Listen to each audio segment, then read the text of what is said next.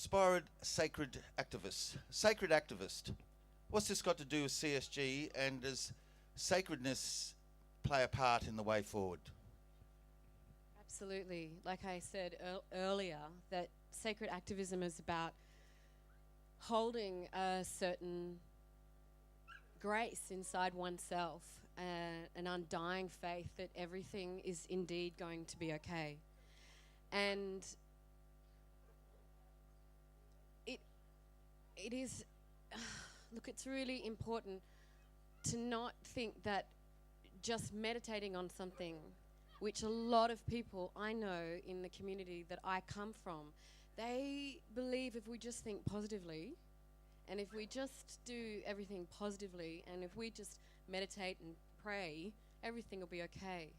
And then on the other side, we have these incredible activists who are out there every single day, and they can get to a point where they're burning out. Okay, so there is a place for it. I mean, it's easy to meditate. Well, it's not easy, but it's a lot harder to drive to Tara for me personally, because I don't know if you've seen my van or not. That's activism. Just getting here, I don't have to do anything after that. I feel like I've contributed a lot, and I've just got off and done something, and I will meditate upon the miracles of the four-cylinder Toyota when I get home. Gordon, what's your take on it, mate? What is the way forward? Is it a spiritual path, or is it political? Is it activist? Do we just forget about it and go somewhere else? I would start with the words of Lao Tzu. And Lao Tzu said that the journey of 1,000 miles begins with a single step. What he didn't say, but what we all need to know, is what the direction is that you take that step in. Because if you take the step in the wrong direction, you're going away from the solution.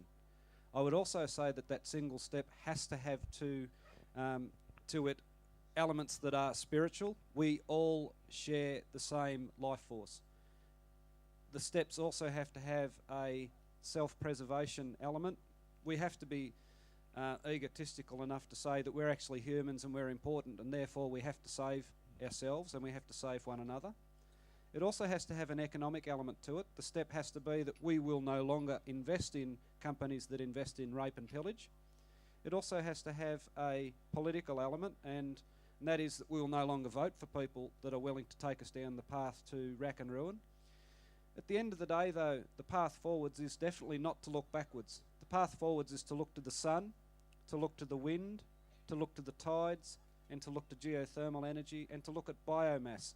Because we have enough energy coming in every day in the world to feed all of the possible demands that we could ever need. The future is not what's behind us or below us, it's what's all around us. And we need to take a proud, positive step with our heart, our head, and our soul, and our commitment, and make that happen. Yes, they're good words, Gordon. Dane, now I know you like to spend 5 or 6 hours a day meditating, but have you ever considered getting off your ass and doing something? I did once, and I find myself here, so thanks. Okay, yeah. The way forward, mate. How do you see it? It's a multi-pronged attack. It really is. We need political, we need economic, and we need, people power. There's no single way forward for this movement. I see there's no single way forward. We need to keep on doing what we're doing and just growing our numbers. When we grow our numbers, we bring in the people with the experience that we need. We started here in, very small, humble beginnings, and then we attracted, this guy, the Environmentalist of the Year. And then what's happened since then? We've grown and grown and grown. So it's more about, I think, for us, is to bring more people together. I know it's difficult because we sound like broken records, but if you look back at where we were 2 years ago, we're not twice as big, we're 100 times as big as we were back then. So in another 2 years, if we can do that again, all of a sudden we're moving towards a critical mass. So I'm burnt out, I'm tired, Drew's burnt out, he's tired, most people are. But I was burnt out in 1978. You're an old burnout there, Drew. I've been a smoking ruin ever since. What have you been smoking there? So I just think that we need to keep doing more of what we're doing, and it's people have to take a break. I know for myself that I'm coming up towards a break, and I know Scott and Narelle, but you know, I'm already thinking of new wonderful things to do to the coal seam gas industry, some more inventive ways to annoy the buggery out of them. I know we had some activists hang a banner, and I think we need to start pushing things more like that to get us back in the national media, and we really need to take a hard stance. And in New South Wales, wherever a rig comes up, we need to be there. You know what I mean? Next time I'll be there. We need to stand as a mass in New South Wales to say it's not acceptable in New South Wales. It's run away here. I think we can pull it up. We can pull it up. Well, Dane, from what I hear you saying, and you're saying is that the numbers keep increasing. They definitely keep But increasing. this happens all throughout history, and will be a whole lot of people who realise that CSG is no good, but it'll be too late. Of course it's no good. But do you think that people are waking up fast enough that there will be something saved? Or will it run its course and they'll get in, get out, and we'll have to live with the consequences forever? Yes or no? There's no yes or no answer there. It's never too late. Thought I'd try it. Bad luck. It's never too late. It's never too late. That's the first thing. It doesn't matter. We've got 5,500 wells here now. They want 40,000. Look at what we've done to them so far. They've only got 5,500 wells in the ground. You know what I mean? They have got a lot more to go, and we've got a lot more energy. We've just got to expend it, and we have to stand up. And it's a long way to travel to get here, but it's another thing we need to do is build the support in Queensland, the Brisbane support. We need that, but that will only come through help from the traditional people who stand up, and not just the traditional owners of the land, but the traditional people in the Northern Rivers who have a history of standing up for what's right. So, you know, you guys are the guys that have the tools and are the key to educating the people in Brisbane to wake them up, to get them out here. True. The way forward, is it inevitable that the CSG mining industry, everyone knows that it's a short-term industry. The tide will turn against it because the marketplace will determine that. Is that what you feel? And it's just a matter of minimising the damage now, of trying to save as much as we can before eventually the marketplace just replaces CSG-derived energy? I think we can be a bit more proactive than that. I think that in Queensland, where there are 3 big projects already on the go, and LNG plants being built in Gladstone, it probably is, as you say, that we have to try to preserve what we can, mitigate the impacts as much as we can, and just wait for the marketplace to determine that it's renewables that are the future for energy policy, and gas is just a diversion along the way. They went from coal. All of a sudden, somebody said gas is a great idea, and the market, or at least those people who try to guide the market, have decided that coal seam gas is the new big thing. It's not. They'll find that out. And what we have to make sure is that Origin and Santos and QGC have not destroyed areas like this and many others to the extent that they otherwise might. But in other parts of the country, what I've learned is that you can get ahead of the game. If you can get ahead of these people, you can stop them altogether. I beat myself up every now and then when I think, if only I'd come out here 2 years earlier, we could have stopped this lot too. And that wasn't the case, and you can't keep going on about what ifs. But in New South Wales, because of what's happened in Queensland, because we realised what an absolute disaster this industry is, we're able to get in there and talk to communities about not only what was wrong with it, because there's plenty that we could show them that was wrong with it, but also to give them a strategy for stopping it. And I have a rule. It's the golden rule. It really is. It applies everywhere, certainly in the area of social movements and politics. It is that you never negotiate from a position of weakness. So if you find yourself in a position of weakness, as we did at the start of this campaign, then you've got to build your forces up so that when you go into negotiation, you do so from strength. And the only way, given that governments and oppositions and scientists and even the rural producers lobby had all been bought off, then we had to look elsewhere for where we were going to get the forces that would give us the leverage in negotiation. That was the grassroots. That was the community itself. That was the people who had nothing left to lose. And so we had to build a mass movement in order to get to that position. And as far as I was concerned, there were two ways that good negotiating position could take us once we got to that point. One was to actually put pressure on government to introduce a proper regulation of the industry so that we ring-fenced areas that were of good environmental value, good agricultural land, important areas for aquifers, or closely settled areas, and cultural heritage areas. And we said they should be no-go areas for mining, and that was our negotiating position with governments, and we put pressure on them. But we also, at the same time, that negotiating position would need to be used, or that position of strength would need to be used against the companies as well. And so in the Northern Rivers, we did just that. We took on the companies. We took on Matgasco. Every time they tried to bring a drill rig in to a community, we blockaded them. Most people had locked the gate. Wherever they could get in where a gate wasn't locked, we blockaded them. And you know, two brilliant blockades. And you know, there's people here, many people here who were at either Glenugie or Doubtful Creek, and my hat goes off to you. Great respect to the people who organised those blockades. They were wonderful. And Matgasco just packed up and left. Dart Energy at Newcastle packed up and left.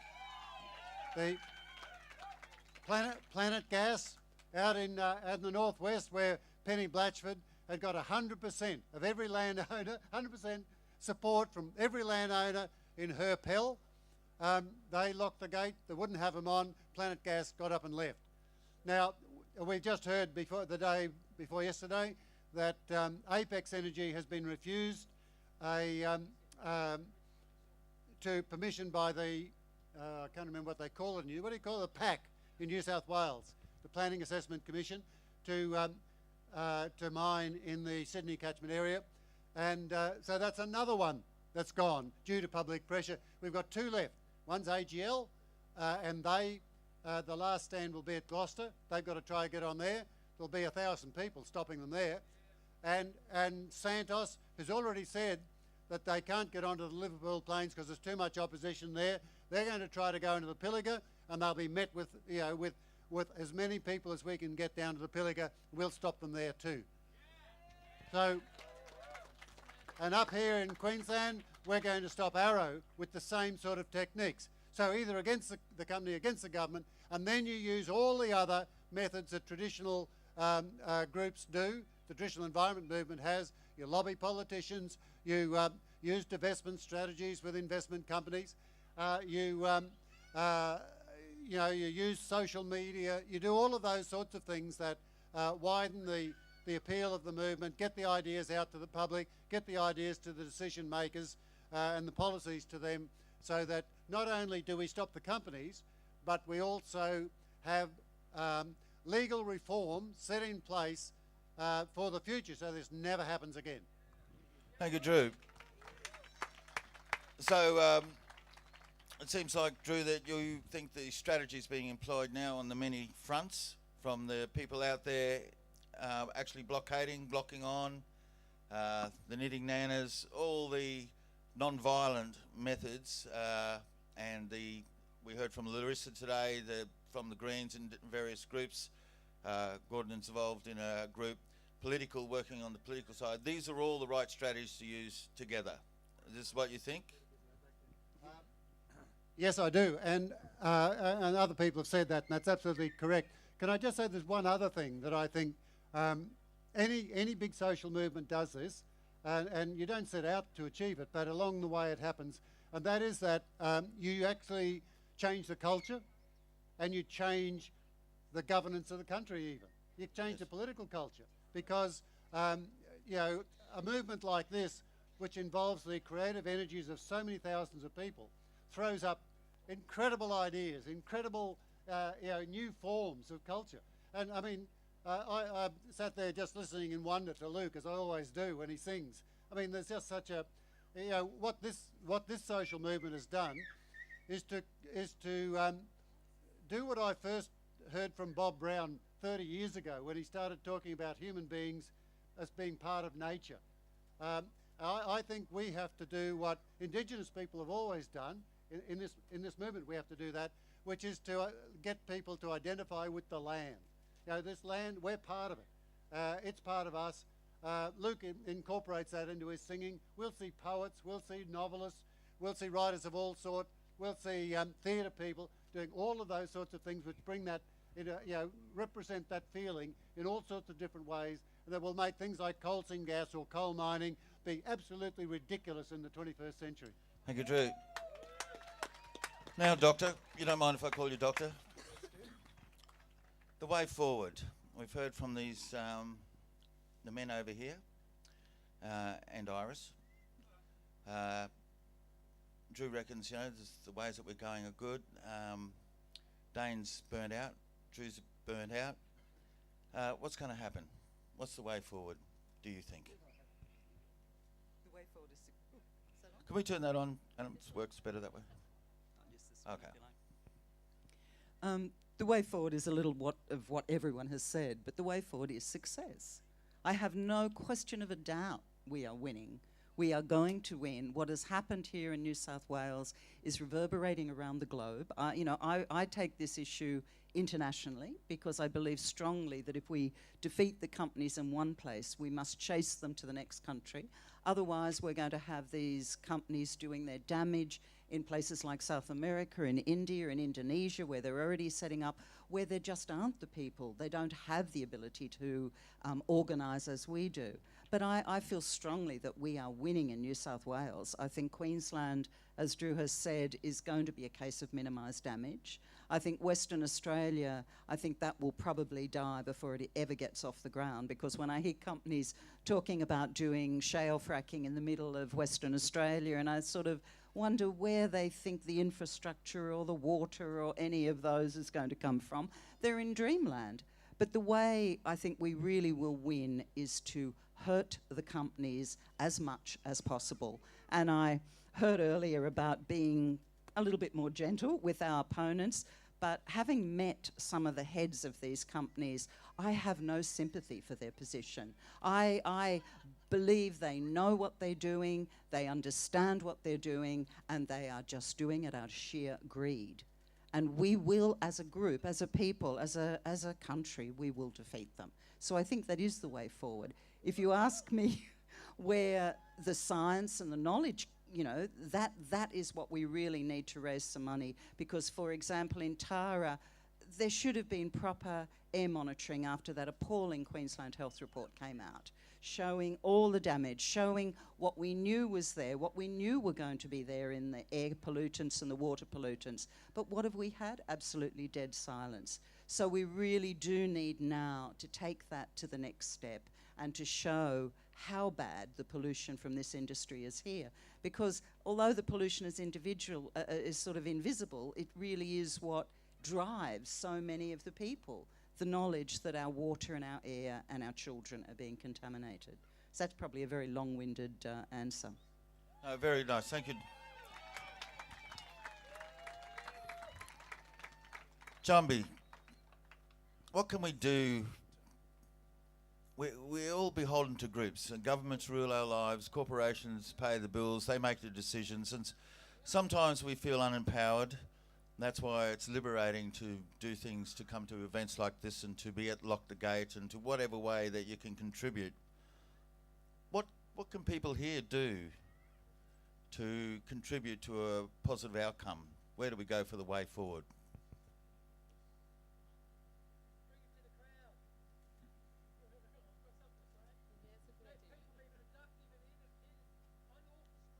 Sorry, mate, we haven't got that many mics, but, I'd love to, Love your work, Ingo.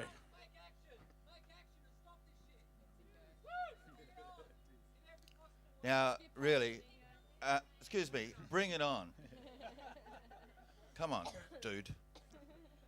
We don't bring it on in Australia. Jambi. I just,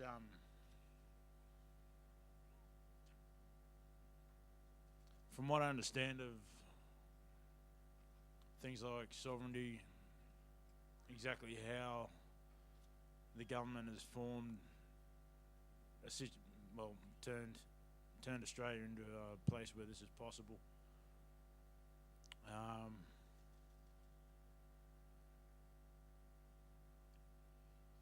I believe the worst thing that they've done is taken away our self-respect.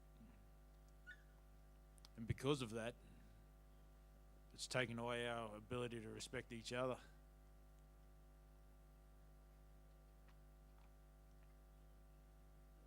I see it in places like this and events like this in the Doubtful Creek and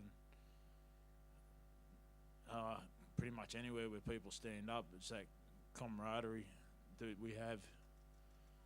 It doesn't matter who you are, what colour, what creed. You have that respect because you're standing strong next to someone standing strong.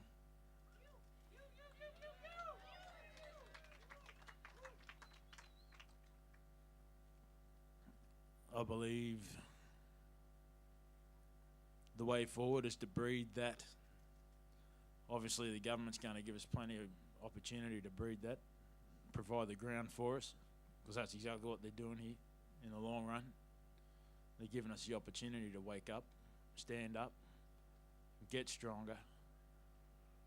But while this is going on, I think we really need to keep an eye on why we're doing this. Where do we want to be at the end of it? Do we all want to walk back into the lives that we already had? Because if that's the case, then what we already had is what got us here in the first place. That's what Drew was saying about it's a culture change. All action ultimately impacts upon the culture. So do you think that, well, you are saying that these actions that we have where we unite to preserve lifestyle and preserve the country that we live in, these are changing. Do you think our culture is changing because of this? Definitely. I think what's happening now is we're starting to come around to the idea, the understanding that I think we've gone through this whole colonisation process for, and that's to start standing with each other and see that we're all human, we all bleed, we all breathe, and it's a hell of a rocky road, but this is what it's going to take in order for us to do it. Then I guess it's what we deserve, because beforehand we weren't doing a damn thing. We were walking past each other in the street and looking at the ground. We got no respect for the bloke next door. We got no respect for our own families sometimes. And if this sort of shake-up is what it's going to take to make us a decent mob of human beings, and I guess that's what we're going to get, eh? And the sooner we bloody listen and learn, the less bullshit we're going to have to cop. We start living properly. I'm sick and tired of being the only, well, one out of two, maybe three blackfellas that's able to get along to these things.